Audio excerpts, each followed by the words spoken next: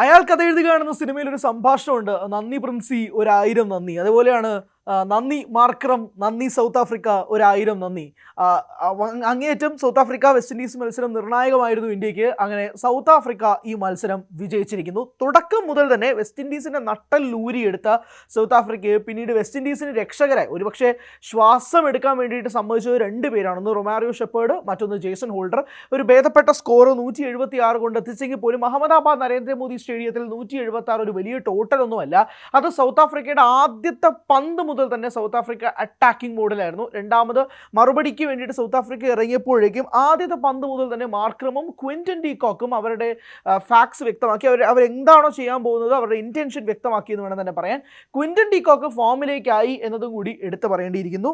എന്തായാലും table ടോപ്പേഴ്സായിട്ട് south Africa ഇപ്പോൾ നിലവിൽ നിൽക്കുകയാണ് 4 പോയിന്റുമായി. വെസ്റ്റ് ഇൻഡീസ് 2ാം സ്ഥാനത്ത് തന്നെ ഉണ്ട്.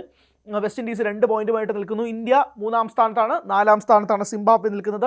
മാർക്രം ഭയങ്കരമായി കളിച്ചു എന്ന് വേണം തന്നെ പറയാൻ. 6, 4, 4, 6 ഒക്കെ ആയിട്ടാണ് മാർക്രം കളിച്ചത്. ഒരുപക്ഷെ വിക്കറ്റുകൾ ഒന്നും നഷ്ടപ്പെടാതെ സൗത്ത് ആഫ്രിക്ക ജയിച്ചിരുന്നെങ്കിൽ കുറച്ചുകൂടെ സന്തോഷമായിരുന്നു എന്ന് പറയാം. പക്ഷേ എന്നാൽ പോലും സൗത്ത് ആഫ്രിക്കയുടെ റൺ റേറ്റ് നല്ല രീതിയിൽ തന്നെ കൂടിയിട്ടുണ്ട്. അത്യാവശ്യം ഇന്ത്യക്കെതിരായ കളിയിൽ തന്നെ +3 ആയിരുന്നു റൺ റേറ്റ്. ഇപ്പോൾ വെസ്റ്റ് ഇൻഡീസിനെതിരെയുള്ള നല്ല ജയം, നല്ല മാർജിനിലുള്ള ജയം കൂടി ആകുമ്പോഴേക്കും അതും സ്വാഭാവികമായിട്ടും സൗത്ത് ആഫ്രിക്കയുടെ റൺ റേറ്റും കൂടും. വെസ്റ്റ് ഇൻഡീസിൻ്റെ റൺ റേറ്റ് കുറച്ച് കുറയുകയും ചെയ്യും. ഇന്ത്യക്ക് ഇന്ന് സിംബാബ്വെക്കെതിരായ മത്സരം നിർണായകമാണ്. ഇനിയിപ്പോൾ ഓപ്പൺ വാതിലാണ്. ഇന്ത്യ അടുത്ത 2 മത്സരങ്ങൾ ജയിക്കുക, അത്ര മാത്രമേ ഇന്ത്യയുടെ മുന്നിലുള്ളൂ. നെറ്റ് റൺ റേറ്റും ഇല്ല, ഒന്നുമില്ല. ഇനി നെറ്റ് റൺ റേറ്റൊക്കെ നമുക്ക് തൽക്കാലത്തേക്കൊന്ന് മാറ്റി വയ്ക്കാം.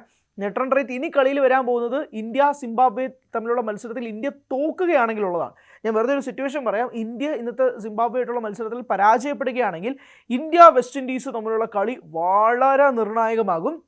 കാരണം ആ മത്സരത്തിൽ ഇന്ത്യ ജയിക്കുകയും വേണം, അതും നല്ല മാർജിനിൽ ജയിക്കുകയും വേണം എന്നത് വേണം തന്നെ പറയാൻ. അതുകൊണ്ട് തൽക്കാലം ഇന്ത്യ സിംബാബ്വെയോട് പരാജയപ്പെടില്ല എന്ന സമാധാനത്തോടു കൂടി നമുക്ക് നെറ്റ് റൺ റേറ്റ് തൽക്കാലം ഇക്വേഷനിൽ നിന്ന് മാറ്റി നിർത്താം. കഴിഞ്ഞ 2 ദിവസങ്ങളായിട്ട് നെറ്റ് റൺ റേറ്റ് കൂടി കുറഞ്ഞ് അതിങ്ങനെ പോയി ഒരു ECG പോലെ ഇങ്ങോട്ടും മാറിക്കൊണ്ടിരിക്കുകയാണെന്നൊക്കെ നമ്മൾ പറഞ്ഞുകൊണ്ടിരുന്നു. തൽക്കാലം നെറ്റ് റൺ റേറ്റ് ഒന്നും ഇല്ല.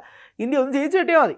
ഇന്നത്തെ കളി സിംബാബ്വെ 1-ാം തീയതി ഞായറാഴ്ച വെസ്റ്റ് ഇൻഡീസുമായിട്ടാണ് കളി. വെസ്റ്റ് ഇൻഡീസ് ആവട്ടെ ഇന്നത്തെ അവരുടെ പരാജയം ചെറുതൊന്നുമല്ല. അവരുടെ ബാറ്റിംഗ് ഓർഡർ ഈ 8 പേരൊക്കെ ഉണ്ടെങ്കിൽ പോലും ബൗളിംഗ് അവർക്ക് ശോകമാണ് എന്നതും പറയാതിരിക്കാൻ സാധിക്കില്ല.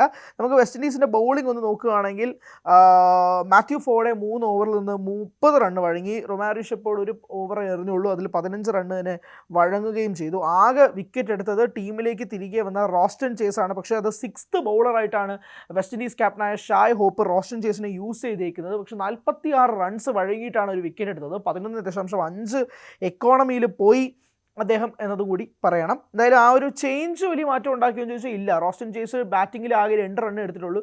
ബൗളിങ്ങിലാവട്ടെ 46 റണ്ണ് വഴങ്ങി 1 വിക്കറ്റ് മാത്രമാണ് എടുത്തത്. ആ ബ്രേക്ക് ത്രൂ വിക്കറ്റ് എടുത്തത് റോസ്റ്റൺ ചേസ് ആണെങ്കിൽ പോലും വലിയ കാര്യമായ ചേഞ്ച് ഒന്നും റോസ്റ്റൺ ചേസിൻ്റെ ടീമിൽ കൊണ്ടുവന്നെന്ന് എഴുതിയിട്ടുണ്ടാവുന്നില്ല. എന്തായാലും ഇന്ത്യക്കെതിരെയും റോസ്റ്റൺ ചേസ് ഉണ്ടാകും എന്നാണ് നിലവിലെ കണക്ക് കൂട്ടൽ. എന്തായാലും അത് ഇനി എങ്ങനെയായി മാറുമെന്നതും അറിയേണ്ടതായിട്ടുണ്ട്. ബട്ട് സൗത്ത് ആഫ്രിക്കയുടെ ഗംഭീരമായ വിജയം, ആധികാരികമായ വിജയം എന്ന് തന്നെ പറയേണ്ടി വരും. ഒരു 3-4 ഓവർ ബാക്കി നിൽക്കിയ സൗത്ത് ആഫ്രിക്ക ജയിക്കുമ്പോഴേക്കും അതൊരു സ്റ്റേറ്റ്മെൻറ്റും കൂടിയാണ്. ഞങ്ങൾ വന്നിരിക്കുന്നത് 2024 T20 ലോകകപ്പിൽ ഞങ്ങൾ കണ്ണീരാഴ്ത്തി ഫൈനലിൽ ഞങ്ങൾ ബാർബഡോസ് ഓവലിൽ പരാജയപ്പെട്ട് തിരിച്ചു പോയിട്ടുണ്ടെങ്കിൽ 2026 ലോകകപ്പ് ഞങ്ങൾ നേടും എന്നുള്ള കോൺഫിഡൻസിലാണ് എയ്ഡൻ മാർക്രമും സംഘവും ടീമിലേക്ക് അല്ലെങ്കിൽ ഈ ഒരു ലോകകപ്പ് കാണുന്നത് എന്നതും എടുത്തു പറയേണ്ടിയിരിക്കുന്നു. എന്തായാലും ഈ വിജയം അനിവാര്യമായിരുന്നു. ഇന്ത്യക്കും വളരെയധികം അനിവാര്യമായിരുന്നു സൗത്ത് ആഫ്രിക്ക ജയിക്കുക എന്നുള്ളത്. But let's say the fact, south Africa വളരെയധികം ശക്തരാണ്. ഇന്നത്തെ കളിയോടുകൂടി സത്യം പറഞ്ഞാൽ പേടിയുണ്ട്.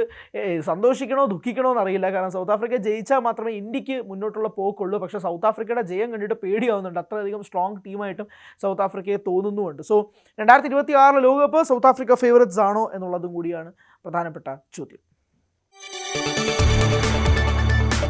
കൂടുതൽ വാർത്തകൾക്ക് News 18 കേരളം യൂട്യൂബ് ചാനൽ സബ്സ്ക്രൈബ് ചെയ്യുക.